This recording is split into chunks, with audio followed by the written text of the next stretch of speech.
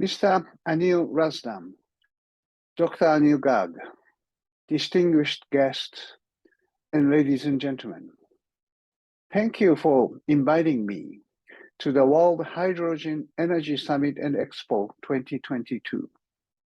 I am Nobuo Tanaka, former Executive Director of the International Energy Agency, the IEA, and Chairman of the Steering Committee of the Innovation for Cool Earth Forum, ICEF. ICEF was created by late Prime Minister Shinzo Abe 9 years ago. He was recently killed in the terrorist attack. I thank India for sending Prime Minister Modi to his state funeral. We miss Mr. Abe a lot because he is a unique Japanese politician with global identity who may play an important role in the current multiple crises. ICEF 2022 took place last week with this year's theme, Low Carbon Innovation in a Time of Crisis. Daniel Yagin, a famous energy historian, said in the annual LNG Consumer Producer Dialogue, also held in Tokyo, that with the Russian invasion of Ukraine, an age of global open and free market was gone. And we are in the age of competition by great powers. Fatih Birol, the IEA Executive Director, said that we are in the middle of the first global energy crisis. In the 70s, it was the oil crisis, which created the IEA, and now we have an oil crisis, a natural gas crisis, a coal crisis, and an electricity crisis in a very complicated manner. All prices are skyrocketing, and energy security is a priority for many governments, if not all. But the IEA surprised all of us last year by triggering the first IEA shock to oil and gas producers, saying that all the oil and gas groups must stop new exploration projects in 2021 if net zero by 2050 should happen.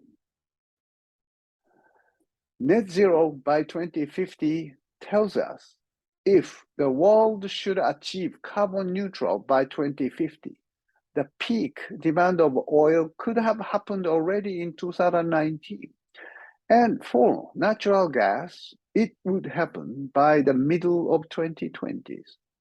I suspect that President Putin of Russia may have decided to invade Ukraine before the peak demand of oil gas would happen.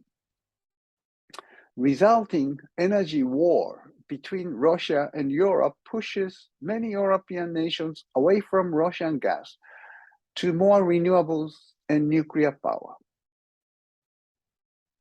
A coming climate shock would be much more profound, complicated, and disastrous than the global energy shock if we are not well prepared. Nobody can stop this happening. There will be winners and losers. Russia seems to me least prepared for this climate shock. Western sanctions on technology, self-withdrawal of investment, expanding military expenditures, and increasing brain drain may hurt its ability to adapt. Europe is accelerating the decarbonization for energy security. Hydrogen is the key tool, together with renewable energy and nuclear power. In the United States, transformation is driven by the megatech companies who plan to decarbonize their whole supply chain earlier by 2030. Fatih Birol said that the US's Inflation Reduction Act is the single most important energy and climate action by any country since the Paris Accord in 2015. The US will be a winner. China aims to be a renewable energy superpower. Saudi Arabia plans to generate green and blue hydrogen to avoid stranded acetization of oil and natural gas. The ICEF think that what will make a difference in these multiple crises is the capacity to innovate. Not only in innovation in technologies, but also in public attitudes and government policies. Let's look at an example in EVs, electric vehicles. Dr. Fatih Birol said that we now see incredible growth prospects for electric cars in the coming years. By 2030, more than 1 out of every 2 cars sold in the United States, the EU, and China could be electric, according to new analysis that will appear in the IEA's flagship World Energy Outlook. This is an extraordinary transformation we are witnessing in the world's 3 largest car markets. Worldwide, EV's share of the car market could rise to close to 40% from less than 10% last year. Beyond China, in the US and the EU, the EV growth has been much slower. The car makers need to strengthen supply chains and scale up production quickly, and governments need to support this by providing manufacturing incentives and removing red tape. The upfront purchase price for EVs in most markets is higher than for a gasoline car. But the Inflation Reduction Act includes measures to address this in the United States, such as tax credit of up to $7,500 per vehicle. Similar measures are already in place in European countries, and a tax exemption for EVs in China was recently extended through the end of next year. Fatih calls this a new industrial policy for deployment of EVs. The ICEF concluded that policymaking shall also adopt innovation. When energy geopolitics is so much heightened, energy security and energy transition must be pursued in a more balanced and a rational manner. Fair market conditions and mechanisms for decarbonization need to be established. Clean hydrogen is the key player of the green transformation. Japan established Green Innovation Fund of 2 trillion yen 2 years ago to support research and development activities by private companies aiming at the carbon neutral by 2050. Hydrogen-related projects share the major part of this fund. Many projects concerning the clean hydrogen supply chain are chosen. For example, clean ammonia supply chain, advanced electrolysis technologies, liquid hydrogen transportation, direct reduction iron making, and so on. Technological innovation is happening with these supports. But this is not enough. Government should establish global standards and regulations for clean hydrogen. Renewable energy costs is dropping, but cost of clean hydrogen could be higher in a foreseeable future than natural gas.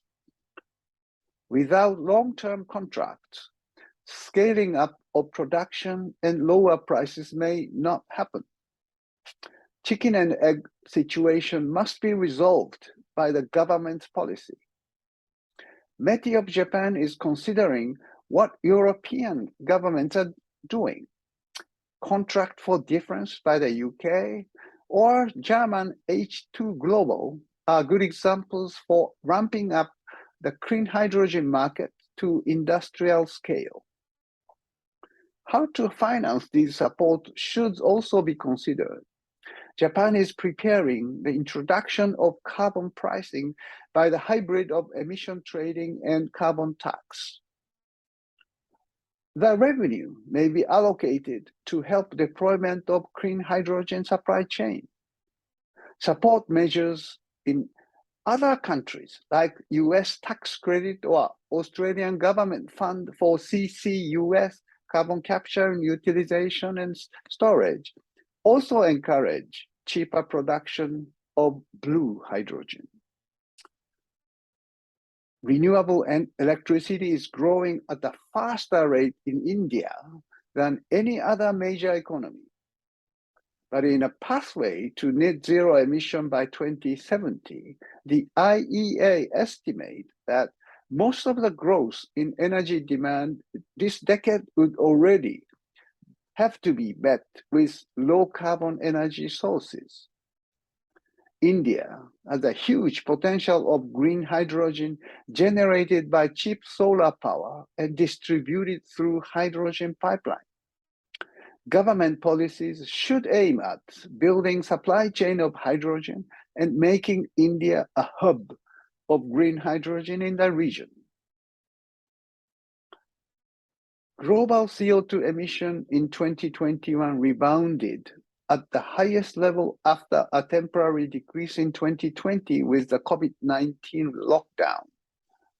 The short-term emissions unfortunately continue to increase. We simply cannot keep this pace forward and must reverse the trend as soon as possible. The ICEF concluded that it becomes crystal clear that this decade up to 2030 is critical in order to deliver carbon neutrality by mid-century, and that we need to accelerate innovation and deployment. A new industrial policy is needed for all countries in the era of great competition. Thank you very much for your attention.